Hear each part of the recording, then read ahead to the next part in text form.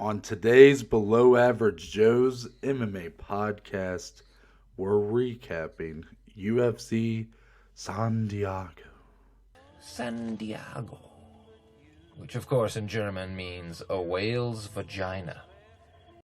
We're also recapping Bellator 284 and week 2 of the PFL playoffs. And there's a Cold War beginning with Kayla Harrison and Cris Cyborg. All this and more, and it all starts right now. Welcome back, everyone.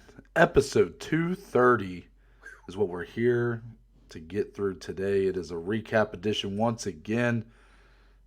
3 major promotions, 3 kick-ass cards, and we're here to give you that good on this Monday morning. Dominick Cruz, we had a triumphant weekend, a return to, I don't know, what's the word here? Like we were back in each other's lives once again. We were reunited. Yep, for the first time since March, so it had been a while. How are you feeling now that we've had this triumphant return, and what is going on today? What's going on this week that has you excited? It was a great weekend, Noah, full of MMA action Friday and all day, literally Saturday, filled with great laughs, great memories, friendship. You just can't complain about the weekend that we had. It was great to see you back in the flesh, Noah, for the first time in a while. Hope to see you many more times in the future, of course. But I'm excited. It's going to be a good week. It's going to be a great episode today, first and foremost. It's going to be a great week. We're really working through a lot of things right now that we're excited to roll out and just continue to evolve our content and our show. So we're super excited to share that when the time comes. And yeah, that's the most exciting thing definitely for me this week. Outside of hopefully I'm going to go to the golf course a few times and continue to try and fix my swing, but we all know how that works. So it's going to be a great week, but it all starts with the weekend recap. But Noah, how was your weekend as you get going into this middle of August week? It was good, obviously. Just great to see you, see all of our buddies, catch up. Me, Dom, and his girlfriend watched the fights. Shout out to her. Yes. She was asking for a shout out on the podcast. She does watch every episode and provides feedback. So True. what a gal, right? Yes. But yeah, it's good to be here. Honestly, it's been kind of a weird morning. Like I feel like I have a lot of brain fog this morning, Yeah. which is maybe not the way to kind of kickstart a podcast, but we're here. We're gonna get through it, Yes. and it all starts with UFC San Diego. San Diego, which of course in German means a whale's vagina. Anyways, so Marlon Vera in your main event knocks out cold Dominick Cruz 2 minutes 17 seconds into round 4. Dominick, going into the fight, we thought a lot of people overlooking Dominick Cruz. Yeah. Not to take anything away from Marlon Vera, we thought he should be the favorite. But Dominick Cruz is the best fighter to ever fight in the UFC at 135 pounds, former champion, and he was still fighting at such a high caliber that we thought it was kind of blasphemous to, sort of to write him off when he had not shown to be slipping in our best estimation. So for Marlon Vera, very big test here. A guy who's been on a roll, been on an absolute great winning streak. He's building some hype for himself. He's getting his name out there. Now he runs into the best to ever do it in this division. He gets a huge knockout win, but Dominick, it didn't come easy. Yep. So my question for you is, what did we learn about these two fighters in this fight? Marlon Vera and Dominick Cruz. Man, well, first and foremost, we learned that, as Ariel put on Twitter, that's all the great meme going around. Marlon Vera has that dog in him, and that he did. I mean, this is a fight that he was down. He was down arguably 2-1. I would think that's pretty clear, 2-1. Dominick Cruz looked great in this fight. He really kind of did what we kind of broke down on the preview episode. He was very much more output version of him, though. I mean, he was going forward, going for the kill. It looked like in front of his home crowd, he was there to put on a show, and that he was doing. But let's not forget that he was dropped 3 different times in this fight before the knockout even happened, 1 per round. But he was able to bounce back and win rounds 1 and 2, lost round 3. It was just such a high quality MMA fight is what it was. And Marlon Vera does what Marlon Vera does. He's not going to all you with his shots or the type of strikes that he throws. He's not going to overwhelm his opponents with volume, but when he lands, it is very significant and leaves a lasting impact on his opponent throughout the remainder of the fight. So much so that in that 4th round, man, 2 minutes in, he times it right when Dominick Cruz leans left. He throws the left high kick, shatters Dominick's nose upon impact, and finished him with strikes on the ground, put him to sleep. It was quite the performance that Marlon Vera had last night, and he adds to his win streak, now 4 in a row against top-notch guys, mind you, 2 back-to-back main events. The guy's coming into his all right now. He's entering his prime and getting the respect that he deserves. But let us not forget, Noah, that Dominick Cruz still deserves all the respect in the world. If you're still coming at him this week saying that he's not an elite fighter, you need to just, I don't know, take a week or 2 off from watching fights and come back, because he's clearly still amongst that echelon in this killer stack division of the 135-pound bantamweights. But the night belongs to Marlon Vera. Yeah, I think I learned a lot about both these guys, but yet at the same time, I feel like this fight went almost exactly how I thought it was going to. Marlon Vera started out slow. Yep. That's just the way he drops Dominick Cruz in the first round, but he landed less than 10 significant strikes in the round. Yeah. The story really was Dominick Cruz looked for rounds 1 and 2 to be on another level. Like, he looked like the best version of himself I've seen. He was aggressive. The boxing was on point. He was defensively sound. Mm-hmm. The problem is, anytime he got landed on clean, like real clean, he dropped him. It hurt him. Yeah. Marlon Vera carrying a lot more power than I think even I thought he had coming in here. And it just, that was the difference, is that for Dominick Cruz to get through this fight and win it the way, because he landed on Marlon clean a lot. Yeah. But his power just didn't hurt Marlon Vera nearly what Marlon was able to do to him. Right. So really, Dominick Cruz had to fight almost a perfect fight in order to get through it without this kind of finish happening. Mm-hmm. He gets caught with a nasty, nasty head kick that he leaned into. It's brutal. And what's crazy, Dominic, is you're right that, all the respect in the world to Dominick Cruz. He was winning this fight. He did look like the best version of himself. Yet, that's not what anybody's going to be talking about coming out of this. Yep. Because it has to be acknowledged. This was a brutal knockout. I mean, face plant, out, cold, shattered nose. I mean, the whole thing. This is a knockout of the year type stuff. Yeah. Dominick Cruz is what, 37? 36, 37, yeah. Yeah. What does the future hold for Dominick Cruz right now, Dom? Because this is a setback, but we still think he's an elite fighter. But does it matter if you get knocked out like that? Can you really come back and be a better version of what we saw here? Yeah, that's a great question, because we've seen people that do bounce back and can get back to their winning ways. We've seen people that never get a win again after knockouts like this. That's the way of the road in the UFC. And when you're in this division, it's not going to be the easiest thing to bounce back if you're Dominick Cruz. So obviously, take some time off being at that older age, taking a hard shot like that. And he's not like he hasn't been taking damage in the previous fights that he's won. I mean, he got knocked down against Pedro Munoz. The fight with Casey Kenny was a dog-eat-dog type fight, tit for tat. So he's been taking damage, but he has been staying obviously more active than usual because of all the injuries that he's had. So let's see some time off, maybe back early 2023. I still think he can hang with those top dogs, but maybe not necessarily put him in with like a top five. I mean, this division's so deep right now, we could put him against so many guys in that back half. So I think we can see Dominick Cruz bounce back because of his just fight style is so unique, and there is not anyone else like Dominick Cruz in the UFC in this 135-pound division. But should he lose again, maybe that question becomes even more prominent because this could be that starting point. But I still believe there's a gas left in that tank for Dominick Cruz. I'd love to hear what you think.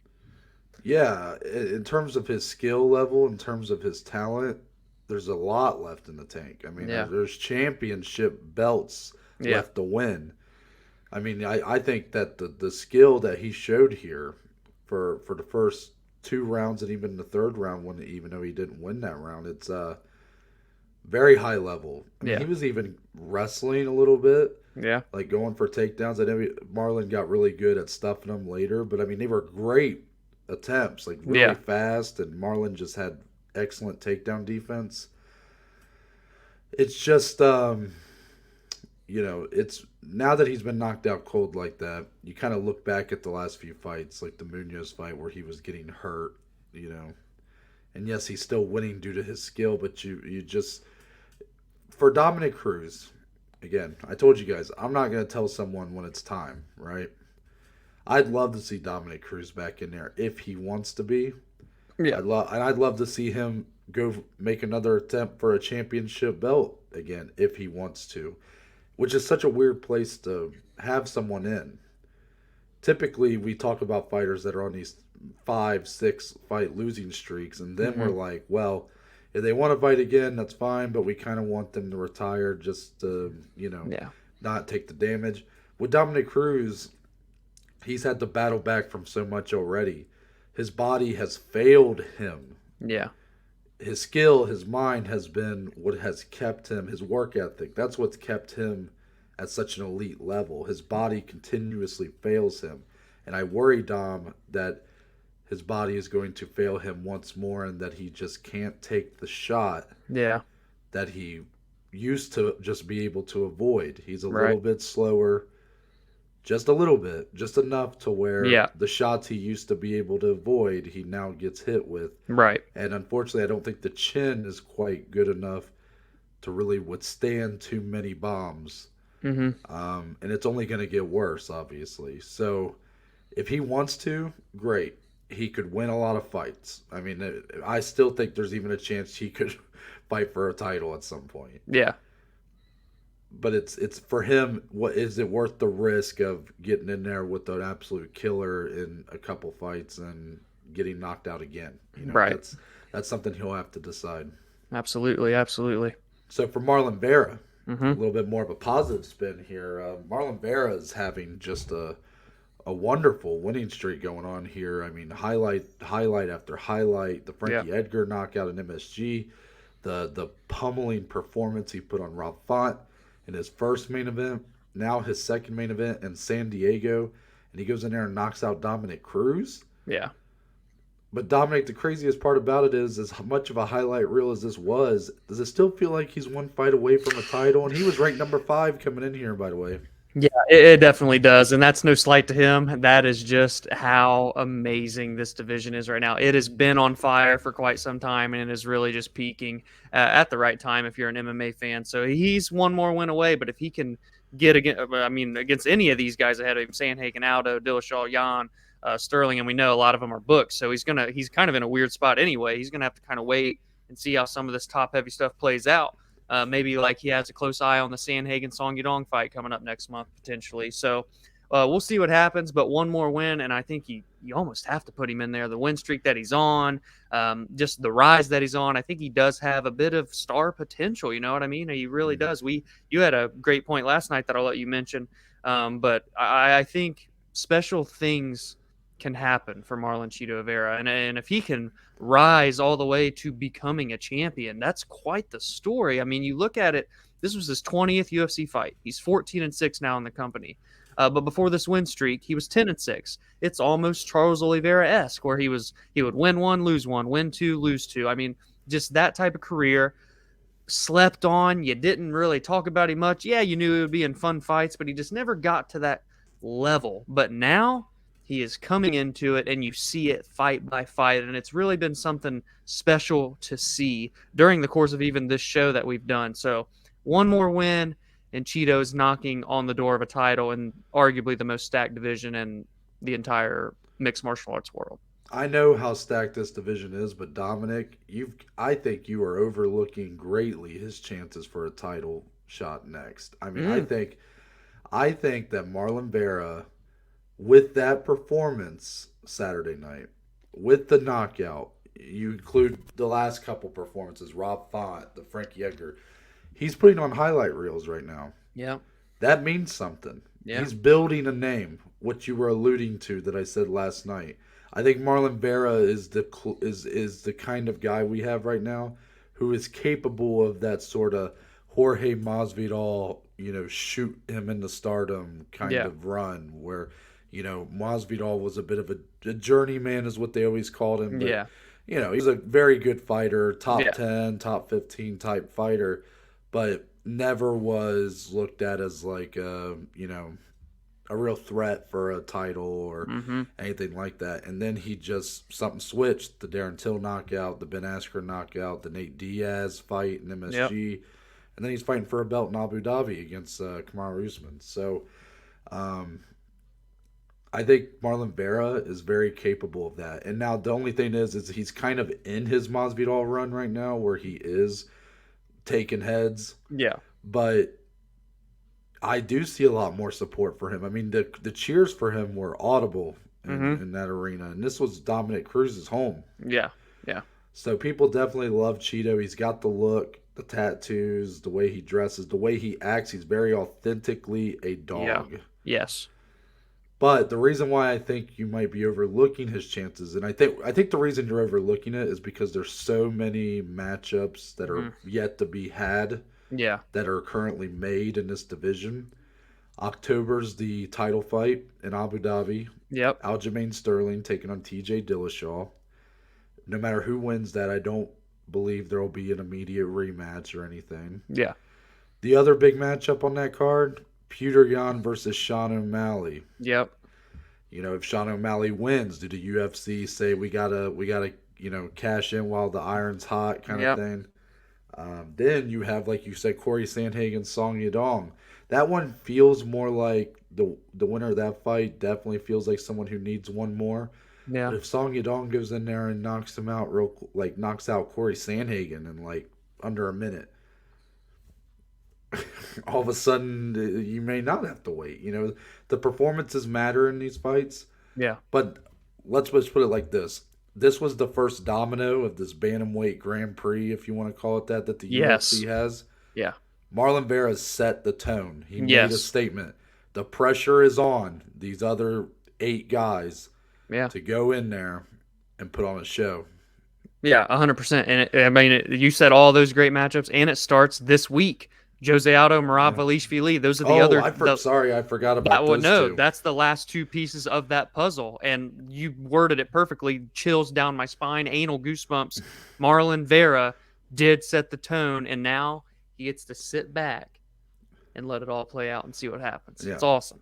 Yeah, I forgot. Sorry to Aldo and Merab. I didn't mean to overlook them because Aldo feels almost like the one that he just needs a win and he can maybe get a title fight. And who would have thought back at UFC 251 when he got kind of pummeled by Petr Yan in the later rounds of their fight, a title fight he was coming into off a loss, by the way. Yeah.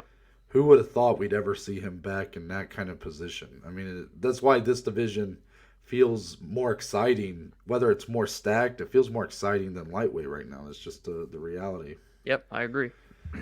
More on this card to come, of course. I mean, don't get us wrong. We got to talk about that co-main event and everything else. Whew. But we're going to move over to Bellator 284 in the main event. 2 guys that love to sub you, and they ended up having a kickboxing bout just like we expected. Yeah. Goiti Yamauchi The original headline I had on here was Yamauchi.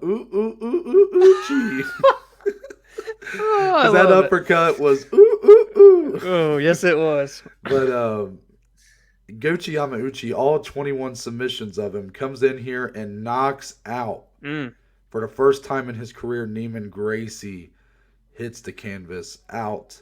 brutal. Uppercut from hell. Yeah. Yamauchi's biggest win of his career. Another major setback against high-level competition for Gracie. This was a great fight, I thought. I don't know if great's the right word. It was a very good fight.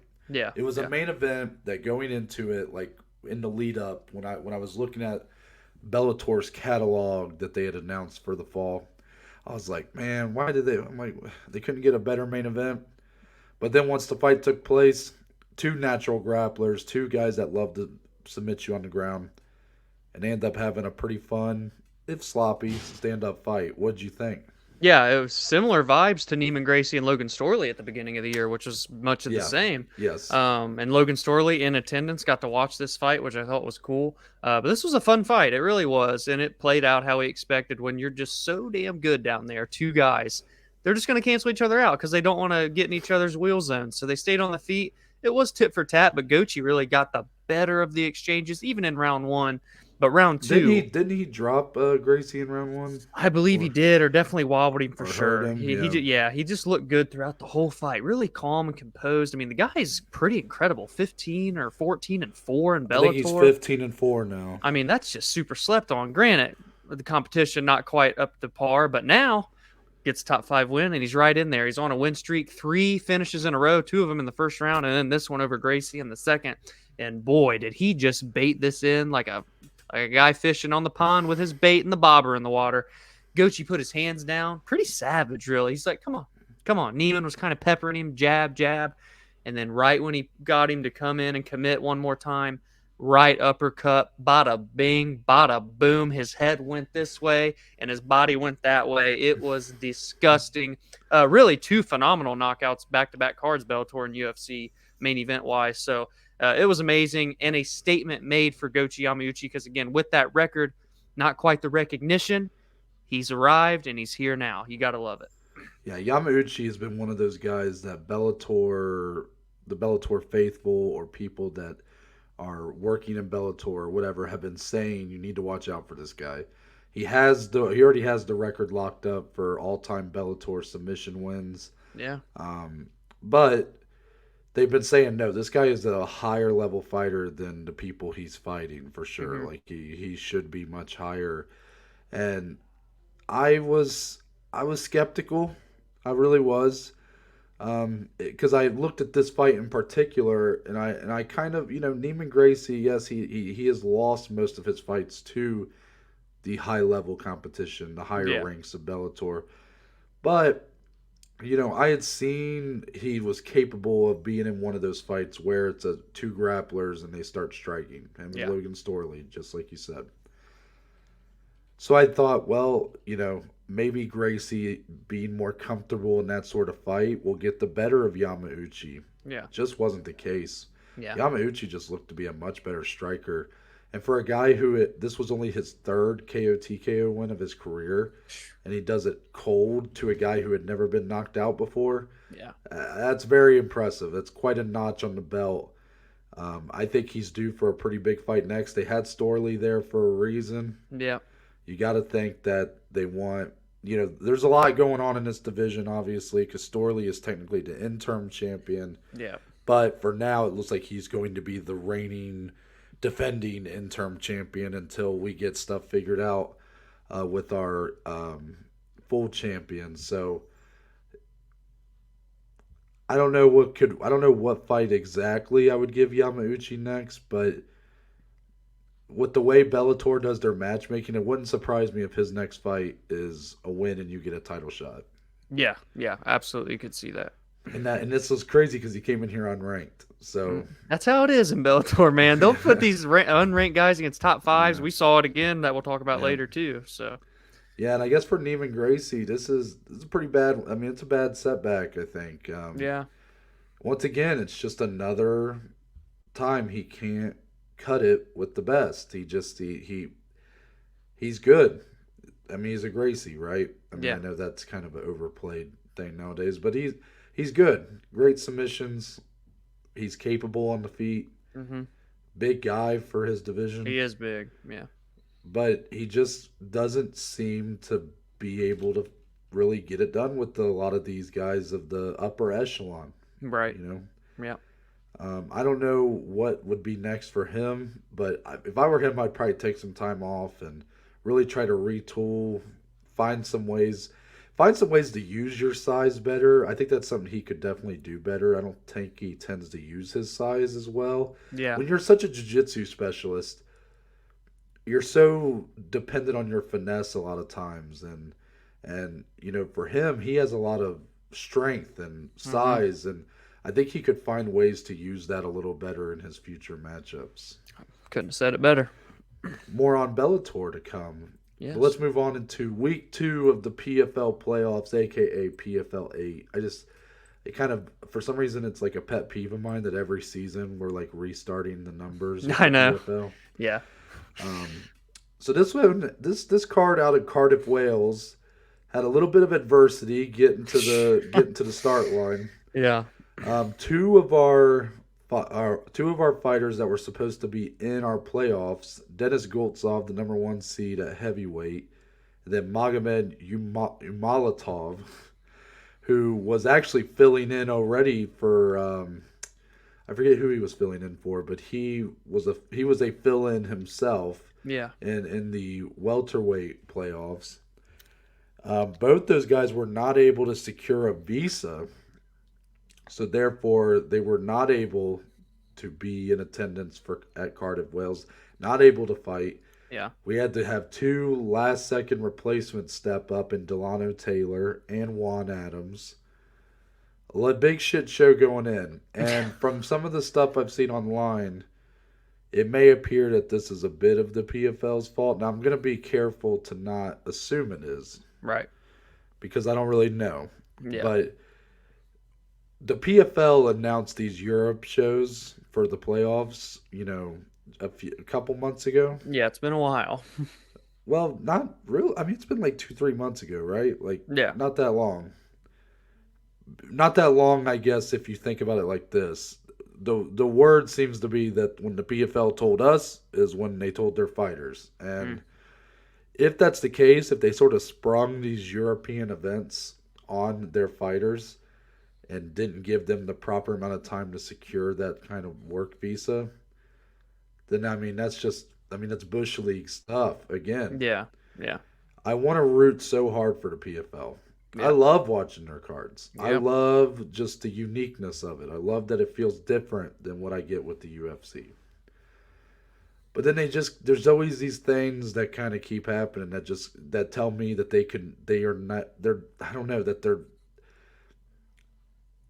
like Challenger Series. Okay, I know I gave a lot of shit about that, but it is what it is. Like they had a deal with Fubo, so that Hmm. was the show they put on there, whatever. It just sometimes the PFL has these things that pop up that just make you go, what are these guys doing? You know, Hmm. the whole betting odd fiasco. Yeah. I mean, who's running this ship? Who is steering the ship here? Because it feels like sometimes there's a lot of lack of organization in this company, Hmm. which is a real shame because I think they have so many good things going for them. The potential's there. I think a lot of their leadership, you know, the CEO, chairman, and all that, like they all seem really invested Yep. and really trying to make this thing work. But there's something failing on here. Like there's something that's not connecting from what we get in the octagon up to the very top. You know. Yeah. Then you had that thing last week's card where they had to delay a fight from starting because they had to get an Oh ambulance yeah. on site, which Yeah. I guess is a commission problem. So I guess Hmm. that's not a PFL problem, but still, it was just so weird, you know, that happened. Um, I just wanted to put that out there because if I'm Denis Goltsov or Magomed Umalatov, especially Denis Goltsov, because he was the number 1 seed, Yeah. dominated this season, Yeah. doesn't even get a chance to earn that $1 million now. If I'm him, I am livid, especially if what the situation is, what I have been told that the PFL sort of sprung this on their fighters. Just not a good look if that's the case. Yeah, it really is a shame, and the replacements got announced on Thursday. I mean, Yeah. then they had the fight on Saturday morning, and I know that they were signed up as replacements still, and they came there for a reason. But it's just like, man, what a cluster! Because this is a big deal. This was their first ever international event, the PFL, and you have two of your four heavy or finalists just in general. Not it wasn't both heavyweight, but not be able to fight, man, and their chance at $1 million and to change their lives gets taken out right from under them. It really is a shame. It's unfortunate for Umalatov and Goltsov. I really hope the best. I hope that they get one of those nice checks that they say that the UFC does to fighters. I mean, give them something, man, because that is just such a shame, and they can't make up for it. The finals are set. It's not like they can just jump back in and fight. You know what I mean? Right. So their season's over. So it just there's always not always, but a lot of the times there's just some sort of gray storm cloud, whether it's a big or small. It just kind of depends on the event. But this was big, a big storyline going into the weekend, and it just, forbid that something like this were to happen next week as well in England. I mean, that's when we could. I mean, again, obviously I hope it doesn't happen, but if it does, we've really got a problem to discuss come next week. So again, hopefully that's not the case. I want a completely unblemished PFL card, please. And even if it's just the 4 fights that are for the playoffs, just please make them unblemished. That's what I hope happens. We shall see. But Noah, performance-wise, what'd you think? So I'll just go down the card and then I'll tell you what kind of stuck out to me. Main event, Delano Taylor stepping up literally on like 2 days' notice. Wow, man. Gets the first round TKO of Rory McDonald, dropped him twice, finished him via ground and pound TKO. Co-main event, heavyweight side of things, Ante Dalia gets the TKO over Renan Ferreira in the first round, also ground and pound TKO. Matthias Scheffel gets the third round TKO over Juan Adams, 3 minutes 45 seconds into that round. Scheffel pretty much dominated the whole thing. Juan Adams slowed down in round 3. Scheffel went in for the kill. And then Sadabu Sai, defeated Carlos Leal via unanimous decision in what was a dog fight for sure. Yeah. A great fight between those two. And, because it's on the main card here, true, we had our first PFL Europe qualifying bout, which I'm so glad they put this on here, because Nathan Kelly, he really did that thing, Dom. Yeah. I honestly am tempted to say him as my kind of what stuck out to me, just because Nathan Kelly was aggressive. He went in with reckless abandon, but yet he basically didn't get touched for 2 minutes 45 seconds. Yeah. He dominated the fight everywhere it went, and it was beautiful to watch. Yeah. And man, I'm glad I got to watch it, because I was like, whoa, PFL Europe, all right, I'm in. Yeah. Yeah. But as far as the playoffs go, what kind of stuck out? It's got to be Delano Taylor, right? You know, I don't get me wrong. If any of these other performances stand out to you a little more, or whatever, like that's great. But to beat someone like Rory McDonald, a legend of the sport, guy who's been around a long time, competed at a high level for multiple major promotions, and you drop him twice on the feet, the place that he is so accustomed to being at, and then we're able to finish him via strikes, and you did that on 2 days' notice. I mean, what a win for him. Delano Taylor was actually on the Challenger Series as well. So it's kind of cool to see, even though I had my complaints about the show, it's really cool to see that there are guys making an impact from that show. Yeah. Carlos Leal, also on this card, was from the Challenger Series. Actually, I'm pretty sure both these guys didn't get contracts on the show, and here they are in the playoffs. So I think for Delano Taylor, he has set himself up very well here. He's taken on Sadabo Sai in the finals. Sai is a tough puzzle to figure out sometimes. He's very smart when he's in these fights. The way he fought Carlos Leal was very smart. He really looked to avoid the big shots of Leal and really just tried to slow the fight down as much as he could. But I I think that should be a very interesting finals bout.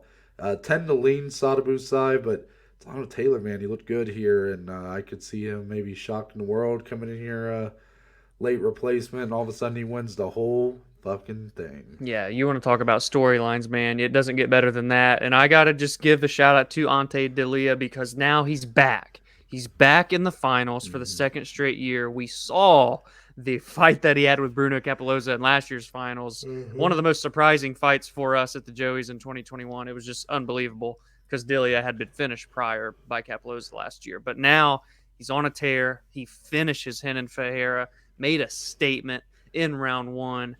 And that chance at $1 million is one win away. No, it's got to be quite a story for him as well to bounce back after losing last year in such a dog-eat-dog tit-for-tat fight.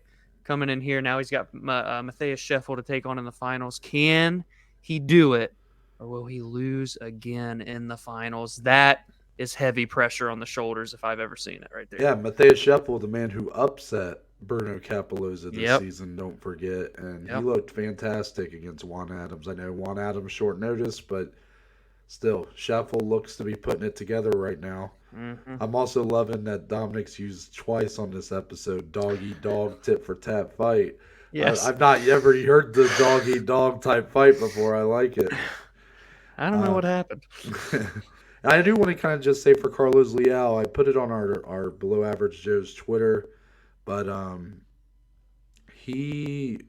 can't think of too many guys who had a better like rookie year in any promotion. Like, will he be on Newcomer of the Year? Probably not.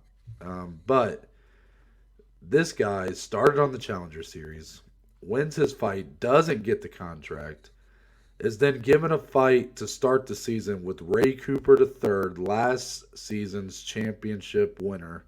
He dominates Ray Cooper III.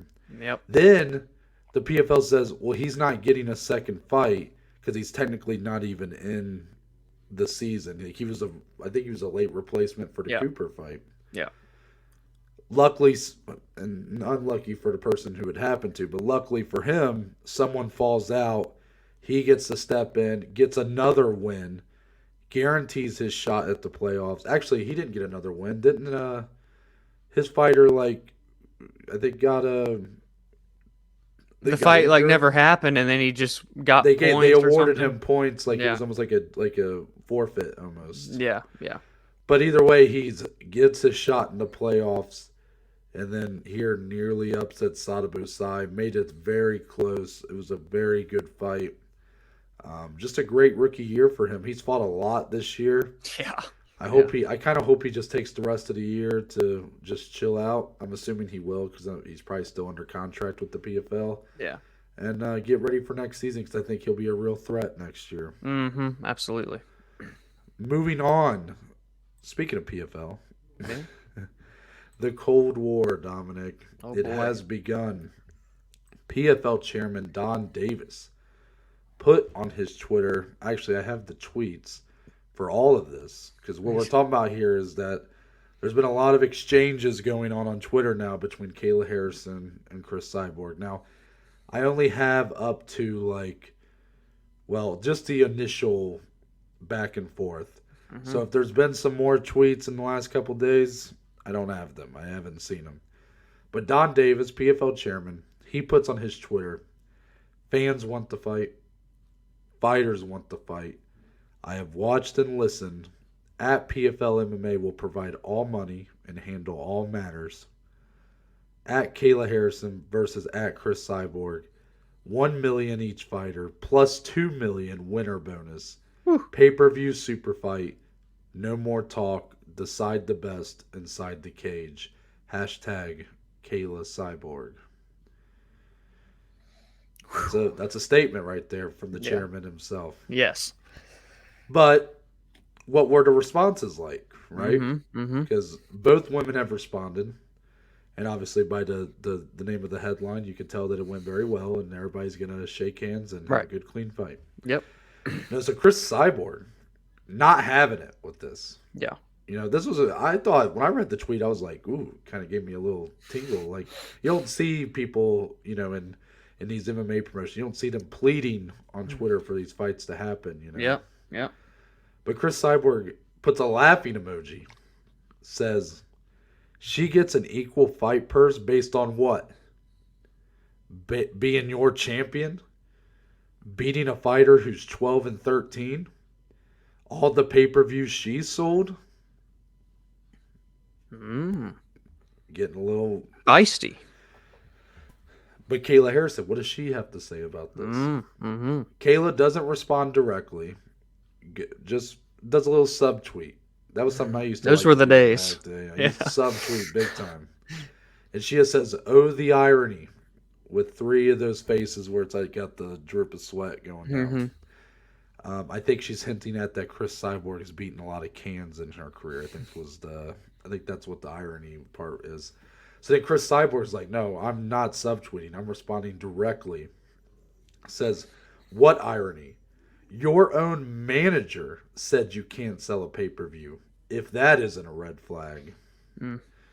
Not sure where that statement's at. I had not heard that. But yeah, keep in mind Kayla's manager is Ali, by the way. Yeah.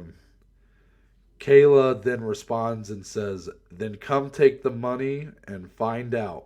Winner can take all." Yeah. Sends a second response. "On second thought, you can have my purse if you win. Keep yours when you lose because you're going to need it." Yes. And then Cris Cyborg blocked Kayla on Twitter. Well, and Kayla continues with one more.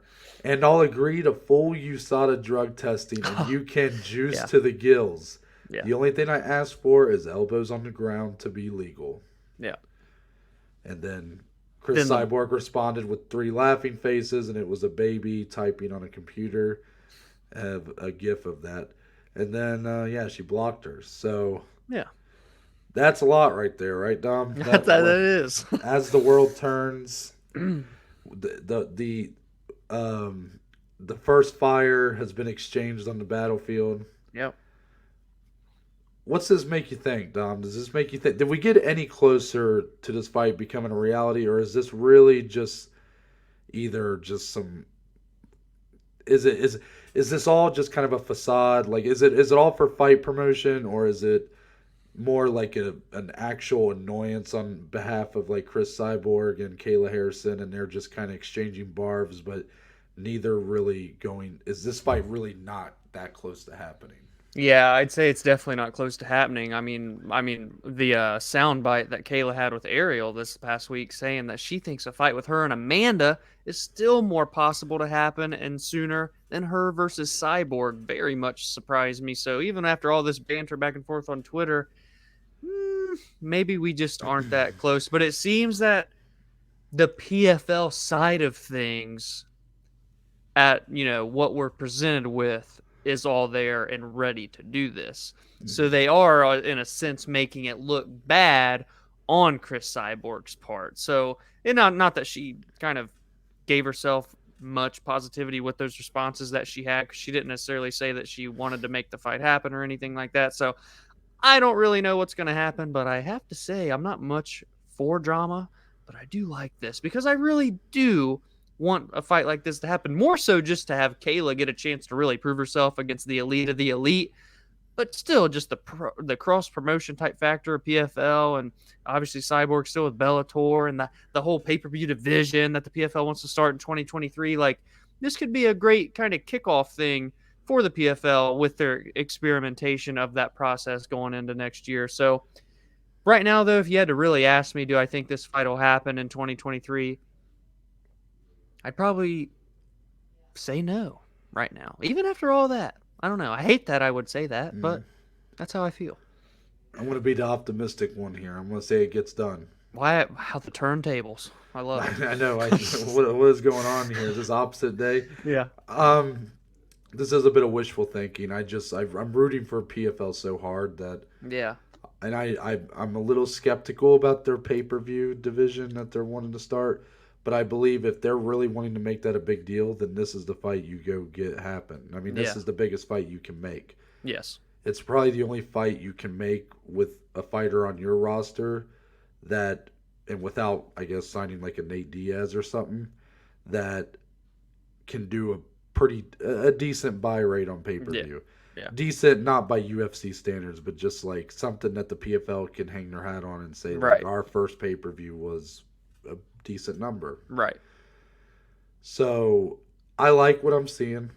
You know, it's all good for the fight promotion, right? You Mm-hmm. know, I think Donn Davis knew what he was doing here. Mm-hmm. He's atting him. He's Mm-hmm. he's saying, you know, this isn't a real offer here, but I do think the PFL is really trying. You know, this all kind of came out when Cris Cyborg had announced her boxing debut coming in Yeah. December, I think. So it all, like, I think now the PFL's maybe feeling a little pressure to really try to lock her down for next year, since she may be boxing, she may be fighting in Bellator. It's Yeah. all unclear. Bellator has shown a willingness to co-promote in the past, Mm-hmm. yet there seems to be some sort of seems the PFL and Bellator aren't like on great terms, because of Yeah. all this going on. I don't know. So time will tell, but damn it, I believe in the PFL and I want to see them get it done. I just can't wait till it's on Fubo TV pay per view or something, and that'd be great. Yeah. Let's get on to the fight announcements, Dom. Uh-huh. Madison Square Garden, November 12th, adds pretty big fight between Erin Blanchfield and Molly McCann, two of the brightest in this very bright back half and even unranked portion of women's flyweight. Molly Meatball in Yes. Madison Square Garden, home of Barstool Sports. Yeah. What's the reaction going to be like? You got to think she's going to light that place on fire, man. She's really becoming, well, she's always been a fan favorite, but now she's really getting more into the casual eyes, dare I say. Not that she's like a Connor, guys. I get it. But she's becoming a big deal, and they're putting her in Madison Square Garden for a reason. And they're seeing what the response that she's been getting, back-to-back fights in London. Now you're bringing her across the pond, putting her in the world's most famous arena, Madison Square Garden, against a very tough opponent in Erin Blanchfield, an absolute beast, a young stud, only 23, 24 years old. Very different fight styles as well. Molly likes to bring it. Erin's tough, but is a phenomenal grappler, capable on the feet. That's just it's a great fight for, again, that future portion of the division. Well, yes, Molly's been there a few years now, but she's finally coming into it. She's number 15 and ranked for the first time. So it is a big deal because it is kind of just a more of a peel back on all of those future contenders that are going to be there these next few years at 125 pounds. Let's see what happens, Noah. What do you think? I know you like that she's in Madison Square Garden. I do. I wish we could get Patty Pimblett there, but I understand the tax situation, right? That's what's holding him back, it appears. So, it's a big fight for the card. I think it's an uphill battle for Molly McCann. I think Erin Blanchfield, it may be the brightest of all these bright young fighters at women's flyweight. But it's a big platform for Erin Blanchfield to be on. Yeah. She's from New York, if I'm not mistaken. She's a Jersey girl, yeah. Jersey. Yeah. So this is going to be probably make it even feel bigger than it already is when you actually watch it in that arena. I don't see it not being an electric atmosphere, really. It's going to be great. I agree. Next one. Derek Brunson versus Jack Hermansson is apparently in the works right now for December 3rd, that UFC Fight Night. Unconfirmed if it will be a main event or not. And let me just say that's where my initial reaction to this fight went, Don, because it's a solid fight. Derek Brunson, he's coming off a pretty tough knockout loss to Jared Cannonier, but before that was a fight. In that fight, if he had won, would have been in a title fight. Yep. So he has looked really good, had a career resurgence, career renaissance, whatever you want to call it, over the last year. While Jack Hermansson is coming off a really good win over Chris Curtis, but has also kind of been a win one, lose one guy over the last couple of years. So I thought it's an okay fight. I'm not sure if Jack should be getting a top 5 opponent, but Derek Brunson he said he only has a couple fights left in his career, so okay. But then I'm kind of concerned this is going to be named the main event of the card, and these are the kind of fights that should not be main events of UFC Fight Nights. Agreed? Yep, I agree. It's one of those that we've kind of seen all we need to see of both of them. So while it is important It doesn't need to be the main event. Give that platform to a fight with more storylines, more implications. But the 3 fights that are on that December 3rd card are all very good right now, so that's exciting. Is Jack Hermansson? He's from Sweden, right? Yeah. So And the like Denmark, UFC, he was born in one, fights out of the other, yeah. So the UFC are planning to go to Stockholm, Sweden, is the rumor out there. And Mm, if so, then this is probably the main. That's probably going to be December 3rd, and this will probably be the main event for that Stockholm, Sweden card. yeah.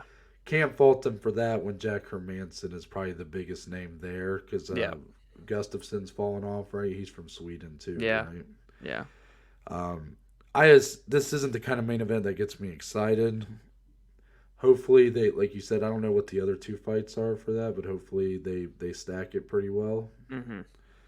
What were the other 2 fights? Well, one was the Amanda Hebos fight with Tracy Cortez, and then Mm, what was the second one? We just talked about it on Monday or last week, but it was another ranked fighter fight. okay. Yeah. Well, cool. I hope that they do put a lot of good fights on there if this is really going to be the main event, you know. Yeah. Yeah. Last one. We have a title fight announced, folks. UFC 282, our last pay-per-view of the year, December 10th, a week after that potential Stockholm, Sweden card. The UFC light heavyweight title will be on the line as they run it back, this time with Jiri Prochazka as your champion. And he takes on Glover Teixeira. They're doing it again. That first fight is right now fight of the year. Dominic, is there any chance that they take their own award from him and make this fight even better than the first one? See, no, that's where we gotta pump them brakes. We know, we've learned. When there's a fight that amazing, you have to pull back the expectations because fights like that are so special and can never be replicated, at least by the same 2 fighters. So I actually think something's got to give in this one. Yes, there was a finish in the 5th round of the first fight, but I just feel like someone's going to come in here and get absolutely slaughtered by the other guy. I don't know why, but I think that's what's going to happen. That's a great main event. Number 2, verbally agreed upon. Let's get it going. I want to see a great rest of the card. Usually, or not usually, but sometimes the UFC will do 2 pay-per-views in December, but they already did that in July. So we'll see what happens. But if not, that could be the last pay-per-view of the year, and you don't have a better main event than that right now. I love it. Yeah, that it's a great main event. It's a fight that we knew was coming. At least we assumed. You know, yeah, maybe Blachowicz gets in there, but we kind of thought this would be the fight. Yeah. Glad it's getting done before the end of the year. It would have been nice to see Glover in Rio in Yeah. January, but Jiri, understandably, like, I'm the champion. I Right. ain't going there. So Yeah. that would be great stuff. Let's get on into the rest. Bellator 284 once again. Ilima-Lei Macfarlane gets back on track with a unanimous decision win over Bruna Ellen, but oh, Dom, she couldn't just do it cleanly, could she? Mm, She missed weight by, I believe, 3 pounds with Yeah. that 1 pound allowance at her division. Weighed in at 129 pounds. So is it what's I mean really what can you say here? Like she gets a win, but is she really back? You know, Yeah, and that's a great question because the post-fight interview of her, she just seems like she's had to battle a lot of doubt on if she wants to continue fighting. She said like the past few fights that she's had, she's felt that way. And you know that that's a dangerous mindset to have for fighters. As Dana White always says, if you ever have contemplated retirement in your mind, you probably should retire because you're just not going to perform up to par if you keep going out there. And, Ilima-Lei had lost 2 in a row. Going into this fight, this wasn't a pretty performance. She did grind it out. She got the unanimous decision. She fought from adversity. She was in a guillotine for 17 minutes. It was the longest guillotine choke I've ever seen. But she got the win, and that's what matters. But she even kind of said after this one, it was the first time I ever missed weight in my career. It just mentally, I don't know if she's 100% still there. She said that she wants to keep fighting, and she's got one more in her, and she just has had this constant battle with herself. So even with this win, that type of mindset's just not a good look for me and what she can do in this division. So I don't know if a title fight or even her, well, I'll put it this way. I don't know if she'll ever wear that title again, and I don't even think she'll ever fight for the title again. So it is a bit dull, but she got the win, so that's I don't think she has many left. I think yeah. that's that's becoming more and more clear to me. But she is a big name for Bellator, so they do like to trot her out and put her on the main card, and they'll give her some of these opponents that she should be. That's fine. As long as they're not trying to like prop her up for some sort of last hurrah title fight. Yeah. I'm fine with it. Right. Next up, Aaron Jeffery. Making his Bellator debut as the guy that's been on the Contender Series twice. He's fought in LFA. He's been in some high level stuff. Has beaten some good opponents like Andre Petrosky, who's undefeated in the UFC right now. Both of his Contender Series losses are to pretty established guys in the UFC at this point. Yep. And he goes in here and TKOs Austin Vanderford. I almost said Van Zandt on accident. Austin Vanderford. 1 minute 25 seconds of round one. Dominic, that's the same exact time it took Gegard Mousasi to also TKO Austin Vanderford. So this is tough for Austin. This is a really tough. I guess maybe we should focus on Erin first. Erin, what a win to come into. You get a guy who's coming off of a title fight, and you're able to knock him out in just over a minute. What a splash for your debut. You're considered an unranked fighter, taking on the technically number 1 or 2 guy in the division. Yeah. And with that, you're likely going to be a top 5 guy now, I would assume. I hope. They better not put Vanderford in front of you on Tuesday or whenever they release their rankings. But great win for him. Should have seen it coming, as we'll get into the bet slip later, because I do think Aaron Jeffery had a lot to – I feel like he did – have the signs of being a guy who could be very successful here in Bellator. And for Austin Vanderford, this is brutal. That's just brutal. Yeah. The Gegard one, you sort of had this excuse where he wasn't trying to make excuses, but he did say, I believe his shoulder blew out when he got he went for he tried to go for a takedown, and I think Gegard hit him with something, but it blew his shoulder out or something. So that's why when the finishing sequence was in, he kind of just didn't go anywhere, didn't try to defend himself really. Here, though, he flat out just looked like a much worse fighter than Aaron Jeffery. That's just everything Aaron Jeffery hit him with, it landed clean, it hurt him, and it didn't take him long to get the finish. And I think he dropped him twice here. Yep. Major setback for Austin Vanderford. Big time, yes. And Jeffery deserves a big fight next. Yeah. He could get a title fight off of this. Yeah, if you really want to. But more than likely, get him in one more fight and see if he can take on another guy who you think could maybe fight for a title, and then if he wins, give him a title shot. Yep. Now let's move on back to the UFC San Diego, where Nate Landwehr and David Onama had one of the fights of the year. Yeah. Dominic, this was your guy, David Onama. Yeah. And him and Nate Landwehr put on a fight. You don't get many fights like this. And Dominic, he predicted before the card that this would be the fight of the night. And I said, I don't think it's going to last long enough to be that. Yeah. And then they just wouldn't go down. They just wouldn't stay down. Yeah. David Onama had an amazing first round where he absolutely looked like he was going in for the kill against Nate Landwehr. I believe he dropped him. Yeah. Was hammering him with a lot of ground and pound, hurting him with a lot of shots on the feet. Unfortunately, what I told Dom at the end of that first round, I said, I'm afraid David Onama might have punched himself out because he really went for the kill. Yeah. Just a sign of some immaturity in your fight career, I think, there. Like a young guy looking to get a highlight reel finish. Yep. Not staying composed when that happens, when chaos ensues. And he paid for it because round 2, he looked gassed. And back comes Nate Landwehr. Yep. And that was the 10-8 round, I believe, where Nate Landwehr it looked like he had a finish at multiple points. There was 3 or 4 submission attempts that David was able to get out of. Just a chaos round. Round 3, every time Nate Landwehr took a fight to the ground, had it in a clinch or whatever, he would back off. He would pose for the fans. Yeah. Say, shower me with some praise, and then nearly get hit with a right hand from Onama when he's not paying attention.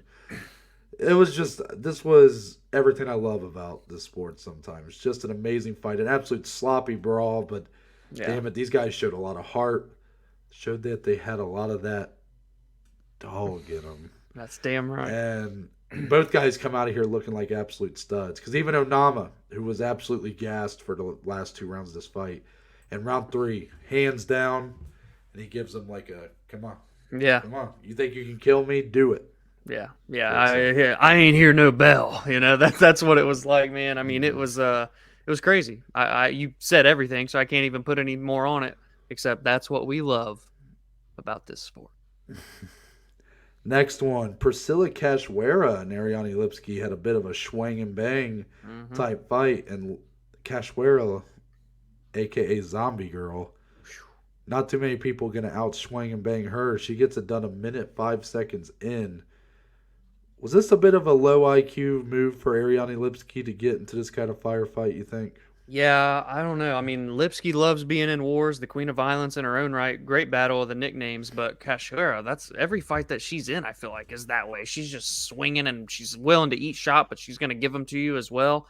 But man, I mean, she really went for it, and she needed a win like this. I mean, she was kind of handed that one split decision win that hurt you bet slip wise, and it was just this was a statement, a finish win over a very good opponent in Ariane Lipski. I talked about not this week, but last week when it was supposed to happen. I think is when I talked about it more. That I believe that she still had a relatively high ceiling to be like a top 15, top 10 in that division. But man, Priscilla Cachoeira just poured it on her, didn't even give her a chance to breathe, wilted her under that pressure, got a decisive finish. Big win for someone that has been kind of riddled with controversy, let alone, yeah, that she got handed that one a little bit, that decision win, but she's had the eye poke situation down on the ground. Eye gouge. Eye Yeah. gouge, yes, better word, eye gouge. But this Remember one, when she made her? I think it was her debut or whatever against Valentina Shevchenko. That's the yes, fight where Mario Yamasaki got yeah, fired, essentially. yeah. So it's not been the prettiest of careers, but that win will kind of right the ship for you. She looked great here. I mean, Yeah, but that's because Ariane Lipski just stood in front of her and was yeah, trading blows. yeah, I don't know what she was doing here. Not Ariane Lipski's game at all, and it's just another fight for Lipski, who at times has looked phenomenal. yeah, The knee bar, yeah. that was terrifying. Mm-hmm. But she just has a lot of these low IQ type moments. With Antonina Shevchenko, she got dominated on the ground by her, and I was Yeah. like, I just couldn't believe what I was watching. So tough loss to take here for Lipski. Mm-hmm. Good win for Cachoeira. Not much else to take away from it, really. On to the next. Gerald Mearchart GM3 himself and Bruno Silva.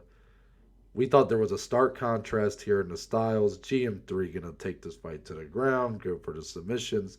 Bruno Silva going to look to piece him up on the feet and knock him out. GM3 said, actually, I got some hands too. Yeah. This ended up being mostly fought on the feet. GM3, Dominic, I can't believe I'm saying this, but outstruck Yeah. Bruno Silva.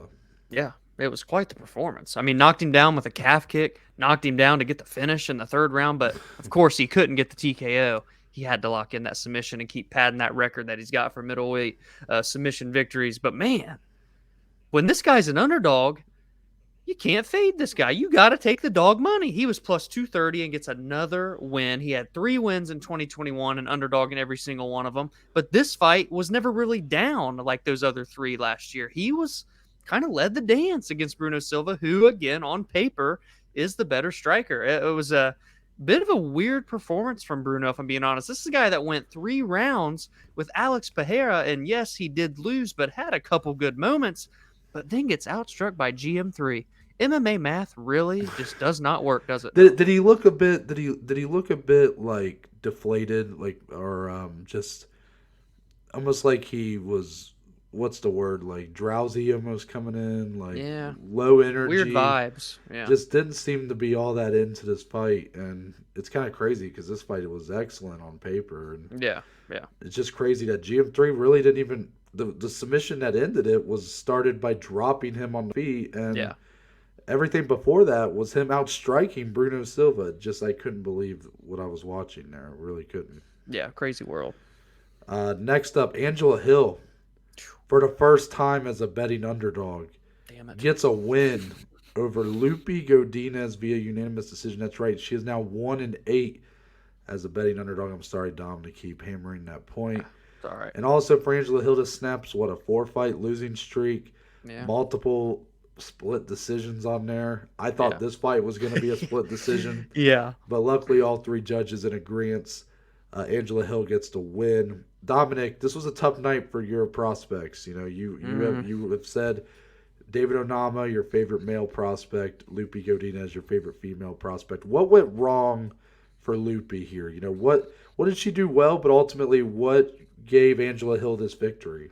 Oh, I mean, I'm going to answer the last question first. Angela Hill's pressure forward. She had Lupi on the back foot the whole fight, and that's why that really gave her the advantage. She had the octagon control, had more room to work with. Lupi had to fight with her back against the fence. It's hard to win fights that way, man. So that's just kind of, again, newer to the game, of course, newer to the UFC, and she's fighting a super experienced veteran in Angela Hill. So the positive for Angela Hill is the negative for Lupi Godinez. She just never was able to really pressure forward herself. She didn't look to wrestle as much as I thought, which was a bit surprising because she's a powerhouse on the ground.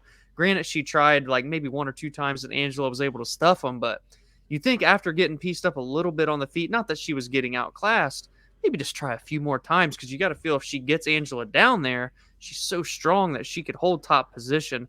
And one more takeaway too, this fight was a catch weight of 120 pounds. Because the UFC just randomly wanted to put this on the San Diego card. It was supposed to happen like a month away. And all 3 of Lupi's losses in the UFC have been out of the 115-pound division. She took this as a catchweight at 120. Then she had those 2 short notice at 125 that she had a close fights in but lost. She is a natural 115er. So even as much as 5 pounds up, she is already at a detriment, even with someone like Angela Hill, just the bigger fighter. So again, it kind of my point that I talked about on Thursday, when she's on at 115 with a full camp for that weight class, she's a threat. If she's out of that, or like she ever wants to indulge in flyweight in the future, it just isn't quite for her. She doesn't have that build. She's going to be so undersized. Those are my takeaways, Noah. I'm a little surprised about your takeaway there at the end about the. I understand what you're saying. All 3 losses outside of that 115-pound division. But I mean, here, this didn't really feel like that was much of an excuse. Like, I feel like Angela Hill is not. Is she bigger than Lupi? I thought she looked pretty significantly bigger last night. I thought Lupi looked like the more stronger, more stout. Like, Lupi's fighter. thick, yeah, but. Did you just call her thick with like 2 C's? Not. I meant thick as in strong. Sorry. Like Dominic's cheeks are about to get red. Yeah. Should we talk about what fighter we should go bowling with again, or what?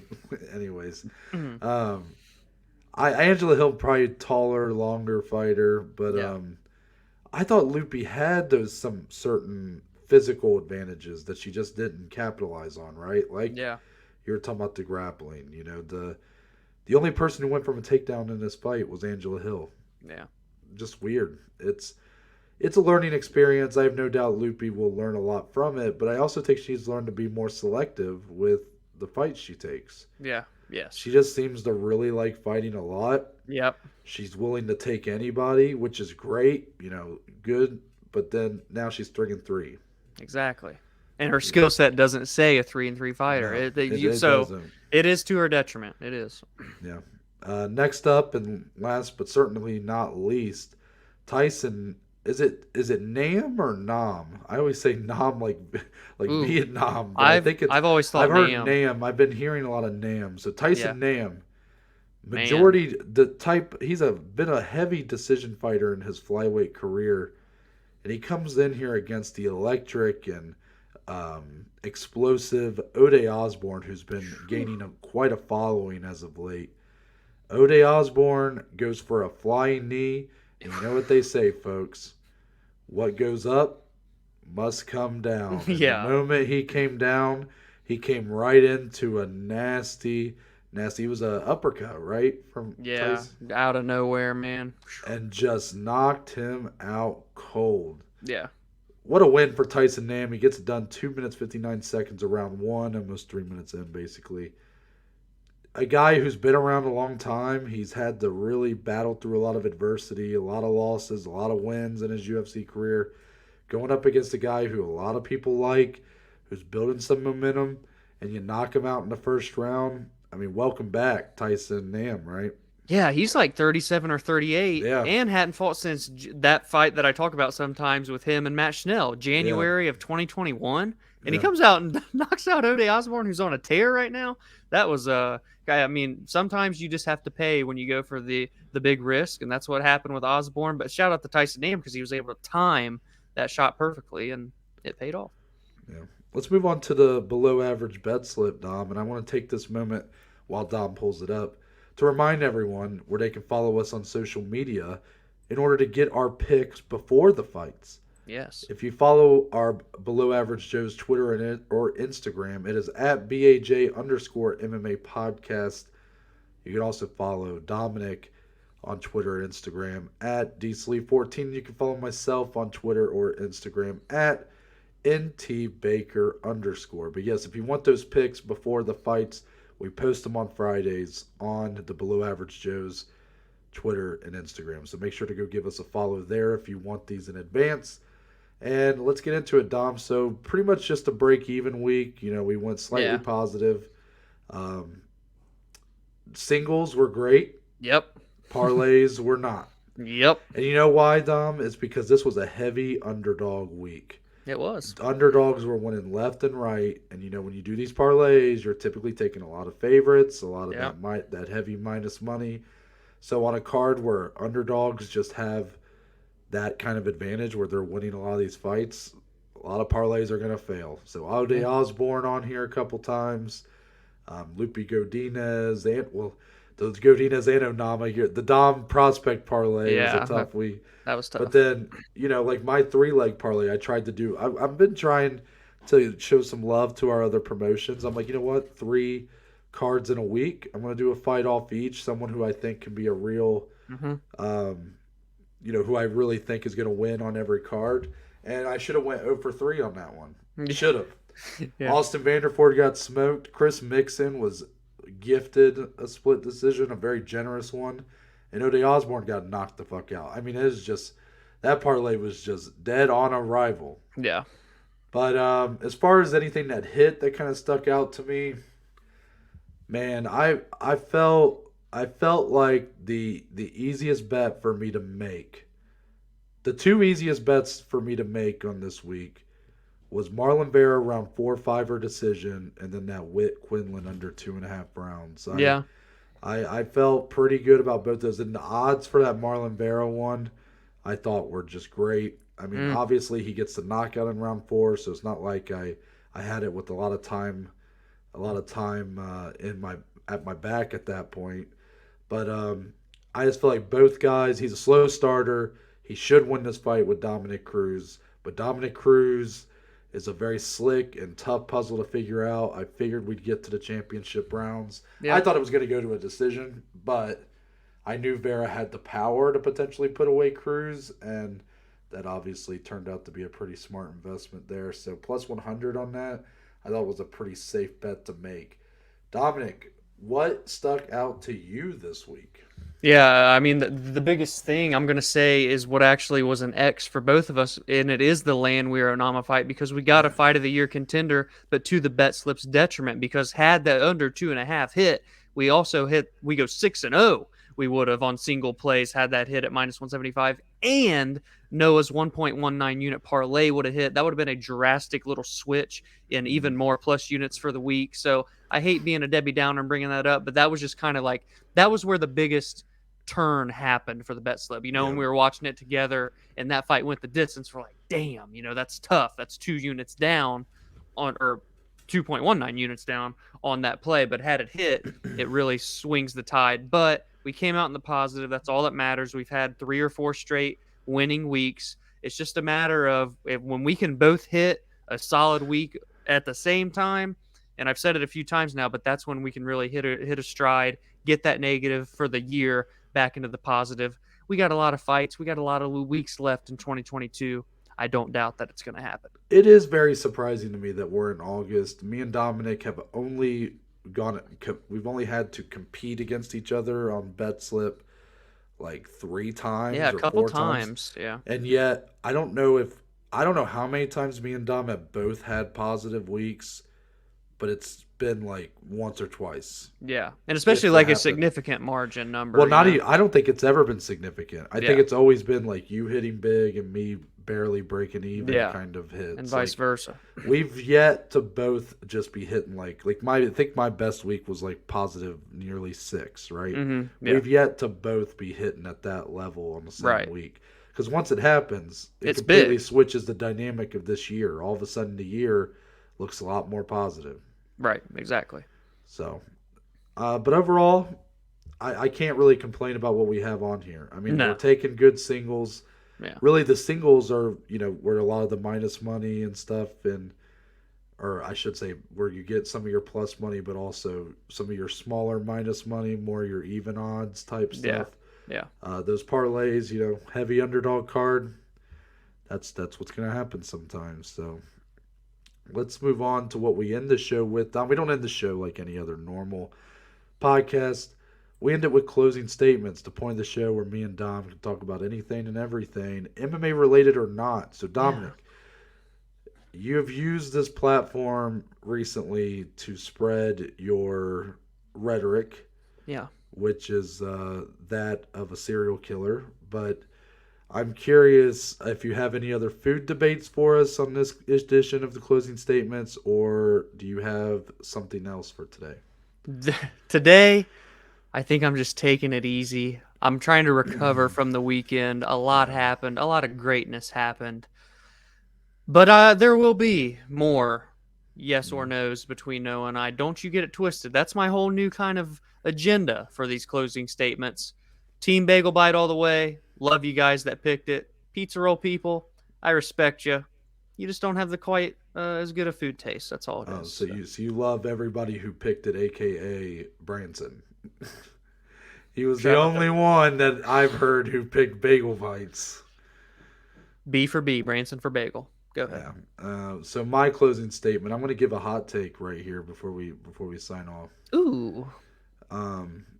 And I think I'm just saying what people are afraid to say. Uh-oh. For when it comes to the holidays, and this actually involves my inner dilemma for your grad party. Okay. So my whole plan for Dominick's grad party was I was going to leave around right before the UFC card started. I had family supposed to visit and stuff, so I was going to hang out with them, leave, and go to the party. When I left, I needed to stop somewhere and get a card and like a gift card, right? That's what I'm thinking. Yeah. Those are always easy gifts to give, right? A little gift card, whatever. And because one of our friends was not going to be there really at that time, I needed to leave a little early in order to see him before he left for a concert. Mm-hmm. So I said, well, shit, I can't stop and get a card or anything, so I'm just going to send him, a few dollars on Venmo. And I'm sitting there driving and I'm thinking about it, and I'm like, gift cards really are the biggest scam gift of all time. The biggest scam gift. Now, don't get me wrong. When I say this, anybody who's ever gifted me a gift card, I much appreciate it. Yeah. Especially if it's a place I like to go to. Why not, right? Right. But when you really think about it, why not just give them the money? And it's because, as a society, we have allowed ourselves to think that gifting people money is bad. That there is some sort of negative connotation to gifting someone money. And I do not understand it. Because I can tell you, as someone who has received a lot of gifts in my life, the best ones are always money. Yeah. Yeah. You can spend it on whatever you want. Yeah. The gifts that suck are the ones you can't take back. Right. I mean, at the end of the day, what are gift cards? It's money to a specific place, right? Well, I mean, it is money. I think you're going against my point there, but it's a scam. Oh, I thought I was agreeing. Okay. Gift cards are a scam, Dom. Yeah. Because why give someone a $20 gift card to Cheesecake Factory when you can just give them $20 and then they can go to Cheesecake Factory or B-Dubs or Yeah. wherever? Yeah. So stop buying gift cards. Start gifting cash today. Let's change the tide on this passe argument. We have to start the trend. Here we go. I'm Noah Baker. That's Dominick Lee. We're the Below Average Joes. We'll see you guys on Thursday.